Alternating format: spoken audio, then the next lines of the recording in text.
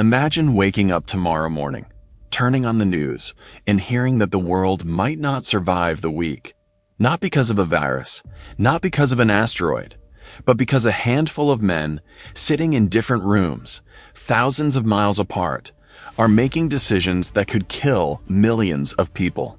Sounds like the plot of a movie, doesn't it? But in October of 1962, this was reality. For 13 terrifying days, humanity stood closer to nuclear war than at any other point in history. Parents wondered if their children would be safe. Families rushed to build bomb shelters. Schools practiced emergency drills. Military commanders waited for orders that could change the world forever. And somewhere deep beneath the ocean, a single decision, made by a single man, would help determine whether civilization survived. This is the story of the Cuban Missile Crisis, the moment the world came closer to destruction than ever before. When we think about history, we usually imagine it moving slowly. Wars take years, empires rise over decades, civilizations collapse over centuries. But sometimes, history changes in a single moment. A phone call, a misunderstanding, a decision. And in E2L2, the future of humanity would depend on all three. To understand how the world reached this point, we need to go back a few years. Not to Cuba, not yet. We need to talk about fear, because fear is what started everything. Fear can make people do strange things. It can make them panic. It can make them overreact. And sometimes, it can make entire nations point nuclear weapons at one another. By the early 1960s, the United States and the Soviet Union were locked in a dangerous rivalry. Both countries possessed enormous military power. Both had nuclear weapons, and both believed the other side might strike first. Neither trusted the other. Every military move looked suspicious. Every new weapon looked threatening. Every political decision felt like a possible step toward war. The world was trapped in a cycle of fear, and nobody knew how dangerous that fear was about to become. A small Caribbean island located less than 90 miles from the coast of the United States. At first glance, it didn't seem important enough to change the course of history. But history has a strange habit of turning small places into the center of enormous events. In 1959, Fidel Castro came to power in Cuba. Soon afterward, his government began building closer ties with the Soviet Union. For American leaders, this was deeply concerning.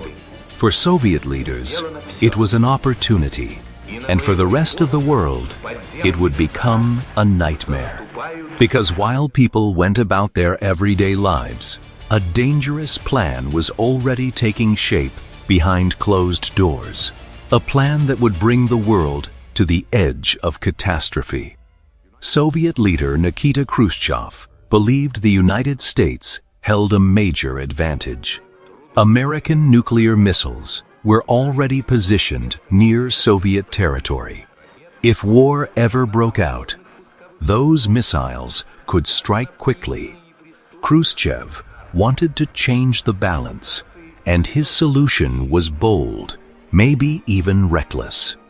Secretly place Soviet nuclear missiles in Cuba, missiles capable of reaching major American cities in a matter of minutes. The operation was carried out in complete secrecy. Ships crossed the Atlantic. Equipment arrived quietly. Construction crews worked around the clock. And for a while, nobody noticed. The plan was working, but not for long.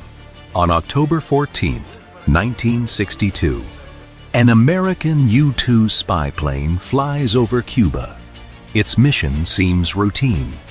Take photographs, return home, analyze the images. Nothing unusual. At least, that's what everyone expected. But when intelligence analysts began examining the photographs, something felt off. Roads, construction sites, military equipment. Then, one analyst noticed a detail. Then, another. The room slowly fell silent, because what they were looking at wasn't ordinary construction. It was the beginning of a nuclear missile base. The evidence was impossible to ignore. Launch sites, support vehicles, missile infrastructure, everything needed to deploy nuclear weapons. And if their conclusion was correct, the Soviet Union had secretly placed nuclear missiles within striking distance of millions of Americans.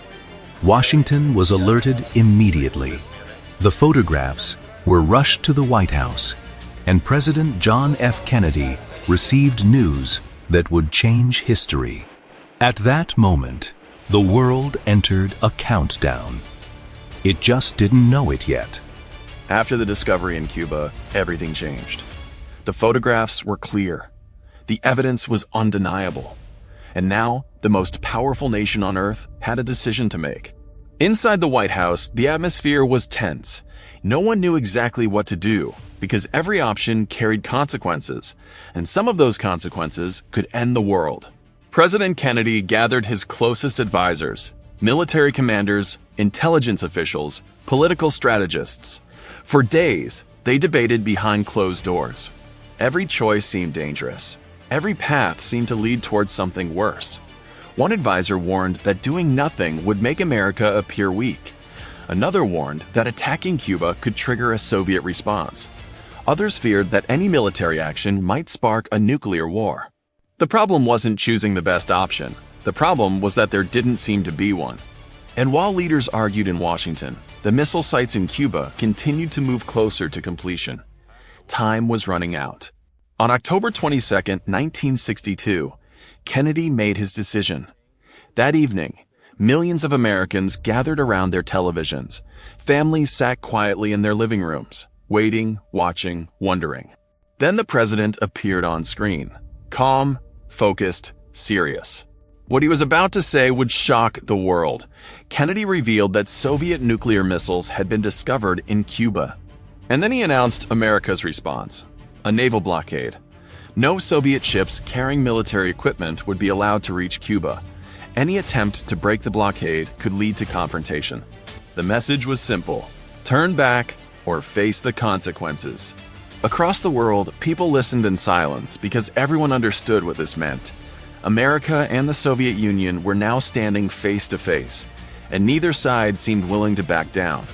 Fear spread quickly. Newspapers printed alarming headlines. Bomb shelters filled with supplies. Military forces prepared for the worst. For many people, it felt like the countdown to war had already begun. And perhaps the most frightening part was that nobody knew what would happen next. Meanwhile, out in the Atlantic Ocean, a dangerous game was unfolding. American warships moved into position. Soviet cargo ships continued their journey toward Cuba. The distance between them grew smaller, hour by hour, day by day. The entire world was watching, waiting for the moment they would meet. Because if a Soviet ship refused to stop, American forces might be forced to act. And if that happened, the crisis could spiral out of control. Then came one of the most tense moments of the entire crisis. American radar operators tracked Soviet ships approaching the blockade line. Commanders watched. Politicians watched. The world watched. The distance continued to shrink. Closer and closer and closer. Then, something unexpected happened. Several Soviet ships slowed down. Others changed course. Some turned around completely. For the moment, a direct confrontation had been avoided. The world breathed a small sigh of relief, but only for a moment, because while everyone was focused on the ships above the surface, something even more dangerous was happening below it. Deep beneath the Atlantic Ocean, hidden from the world, a Soviet submarine was facing a decision that could change human history. And unlike the confrontation at sea, almost nobody knew it was happening. What happened next may have been the closest humanity ever came to destroying itself.